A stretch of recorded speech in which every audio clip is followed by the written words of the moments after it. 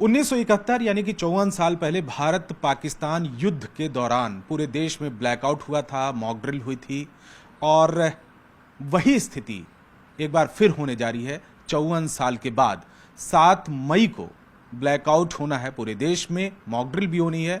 हमारे साथ में रिटायर्ड मेजर जनरल पीके सहगल हैं जो 1971 की वार का हिस्सा है। आखिर में ब्लैकआउट क्या होता है, इसके क्या मायने हैं और इसके फायदे क्या होते हैं, ये तमाम मुद्दों पे बातचीत करने के लिए सर ये बताइए कि ब्लैकआउट का मतलब क्या होता है और इसके फायदे क्या होते हैं किसी देश को। देखो, ब्लैकआउट का मकसद होता है कि जो हवाई जहाज़ का पायलट है उसके लिए एक किस्म से डिग्री ऑफ डिफ़िकल्टी इंक्रीज़ करना। पायलट को काफ़ी नर्वसनेस होती है, अगर कोई रेफरेंस पॉइंट ना नज़र आए, कोई लाइट नज़र नहीं आए तो उसको ये नहीं पता लगता कि अब मेरे को बॉम्ब रिलीज़ कब करना है, क्योंकि किसी रेफरेंस पॉइंट को निगाह में रखते हुए बॉम्ब को रिलीज़ करता है या मिसाइल को रिलीज़ करता है। अगर पहले रिलीज़ कर दिया जाए तो खेतों में गिर जाएगा या कहीं किसी और जगह गिरेगा, टारगेट बच जाएगा, या थोड़ा सा सेकंड भी डिले हो जाता है because of the speed at which the aircraft is flying and the speed of the missile, वो टारगेट फिर बच जाएगा। इससे और साथ ही साथ जो एक पीछे हवाई जहाज होता है जिसका मकसद होता है डैमेज असेसमेंट करना, वो देखता है कि कितना डैमेज हुआ है ताकि इसको दोबारा हमला करने की आवश्यकता है या नहीं। वो डैमेज असेसमेंट का भी वीडियो नहीं ले सकता क्योंकि कम्प्लीटली डार्क है। साथ में पूरे देश का ब्लैकआउट करने की आवश्यकता एक समय की नहीं होती, उसी जगह का ब्लैकआउट करने की आवश्यकता होती है जहाँ पे दुश्मन का हवाई जहाज आ रहे हैं। आपकी रडार्स पिकअप करती हैं, साफ को पता लगता है कि कौन से इलाके में जनरली आ सकता है। उस 50 किलोमीटर के रेडियस या 100 किलोमीटर के रेडियस में वहीं पे ब्लैकआउट होता है। और ब्लैकआउट के दौरान जो है आपकी तमाम लाइट्स जो है सेंट्रली स्विच ऑफ कर दी जाती हैं, स्ट्रीट लाइट्स भी बंद हो जाती हैं।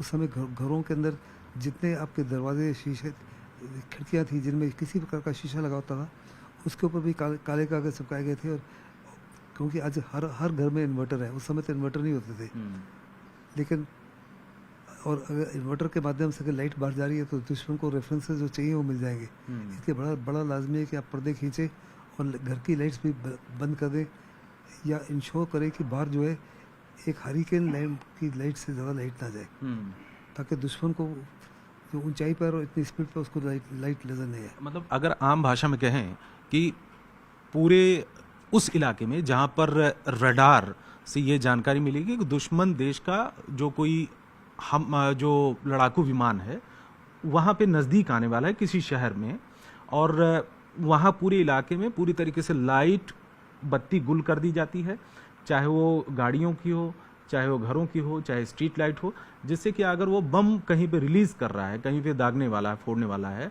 तो उसको जानकारी ना मिले और कंफ्यूज हो जाए और ज़्यादा से ज़्यादा जो आबादी के ऊपर वो टारगेट ना कर सके। बिल्कुल आप सही कह रहे हैं, आपका असेसमेंट बिल्कुल ठीक है। लेकिन आमतौर पे टारगेट जो है आपको पता है कि दुश्मन किस माफी के टारगेट को सिलेक्ट करेगा। जो टारगेट्स हैं आपके एमुनिशन डंप है या पेट्रोल डंप है या रेलवे स्टेशन है या आपके हॉस्पिटल्स हैं या कोई कम्युनिकेशन सेंटर है, जैसे ऑल इंडिया रेडियो है। दिल्ली में अगर हमला करना है तो ऑल इंडिया रेडियो है, पार्लियामेंट है, एयर हेडक्वार्टर है, आर्मी हेडक्वार्टर है, नेवल हेडक्वार्टर है, इनको कंटोनमेंट है, इनको हिट करेगा। पार्लियामेंट हाउस को हिट कर सकता है। उन टारगेट्स के लिए हवाई जहाज पायलट आ रहा है।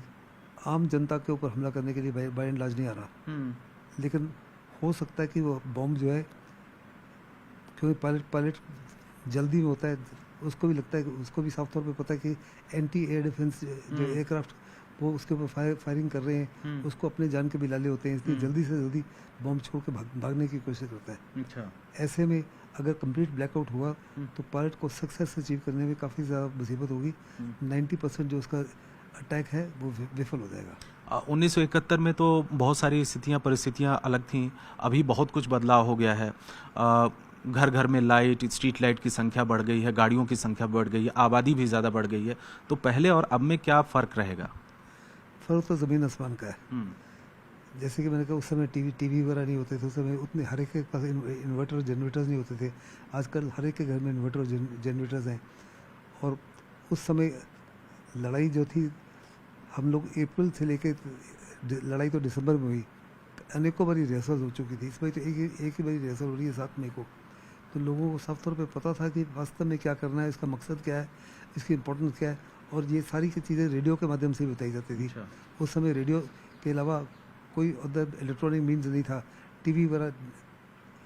टीवी वगैरह नहीं थे और सोशल मीडिया भी नहीं था, और ये व्हाट्सएप वगैरह ये कुछ नहीं था, और लोगों को केवल रेडियो के माध्यम से ही, और जहाँ तक कंटोनमेंट थी लाउड हेलर के माध्यम से आपको वार्न किया जाता था इस माफी कार्रवाई दुश्मन की होने वाली है, तो आप लाइट्स ऑफ कीजिए जी। तो आखिरी एक आजकल सोशल मीडिया के माध्यम से, आपके रेडियो के माध्यम से, सोशल मीडिया के माध्यम से, टीवी के माध्यम से सरकार जो है बड़े अच्छी तरीके से देशवासियों को समझा सकती है, जो समय नहीं समझा सकती कि इसका मकसद क्या है, क्यों करना है, किस समय करना है, क्या करना है, क्या क्या सहूलतें करनी है, जो उस समय नहीं। सो आजकल कुछ और भी फ़ायदे हैं, दुश्मन जो है बड़ी काफ़ी एक्यूरेटली जीपीएस के माध्यम से टारगेट को एक्सेस कर सकता है, उसको बर्बाद कर सकता है, लेकिन फिर भी अगर अंधेरा हो तो कुछ हद तक उसको कन्फ्यूजन होगी। आखिरी सवाल सर आपसे, शॉर्ट में अगर थोड़ा सा बताएं कि 1971 में आप लोगों को कब अलर्ट किया गया, और उस समय आपका क्या अनुभव रहा सेना में होने के नाते?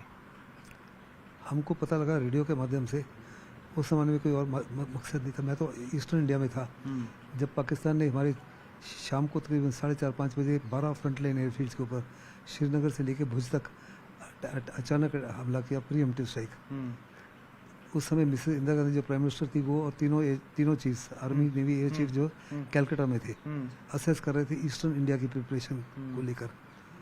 तब पता लगा कि इस माफी का हवाई हमला हुआ है, तो वो हवाई जहाज़ के माध्यम से दिल्ली आई। दिल्ली आने के बाद उन्होंने तकरीबन नेशन को close to about 12 o'clock at night address किया। उन्होंने कहा कि इस माफी की कार्रवाई हुई है, पाकिस्तान ने हमारे 12 फॉरवर्ड एयरफील्ड्स को, तब उन्हीं की ट्रांसमिशन को सुन के रेडियो से हमको पता लगा कि 12 बजे इस माफी की कार्रवाई हो गई है। और उन्होंने कहा, I am officially declaring that India is at war with Pakistan. और साथ में उन्होंने कहा कि मैं देशवासियों को बताना चाहती हूँ कि इस समय हिंदुस्तान की नेवी और एयरफोर्स ने कराची को और ग्वादर पोर्ट में आग लगा दी है, और भयंकर वहाँ आग लग रही है, और बड़े पैमाने पर हम वेस्ट पाकिस्तान में और ईस्ट पाकिस्तान में अटैक करना शुरू कर दिए। जहाँ तक हमारा ताल्लुक है, मैं पायलट था बगडोगरा में। जैसे ही हमको शाम को पता लगा कि एयरफोर्स के अपने मीन्स ऑफ कम्युनिकेशन होते हैं, पता लगा कि इसमें फिर वेस्ट में अटैक हो गया, सारे एग्जिट गेट्स को बंद कर दिया गया। हम जो एयर क्रू और पायलट्स थे उनको वहीं अब हैंगर में ही रात को चाय बाय पी, हैंगर में ही सोए, सारी रात ब्रीफिंग होती रही। सुबह जैसे ही फर्स्ट लाइट हुई, फर्स्ट लाइट से पहले ही, सूरज उदय होने से पहले ही हमारे हवाई जहाज़ और हेलीकॉप्टर अपने अपने टास्क के लिए रवाना हो गए मिशन को कैरी आउट करने के लिए। धन्यवाद हमसे बात करने के लिए। कैमरामैन नीरज तिवारी के साथ रवि सिंह, दिल्ली, न्यूज़ 18 इंडिया।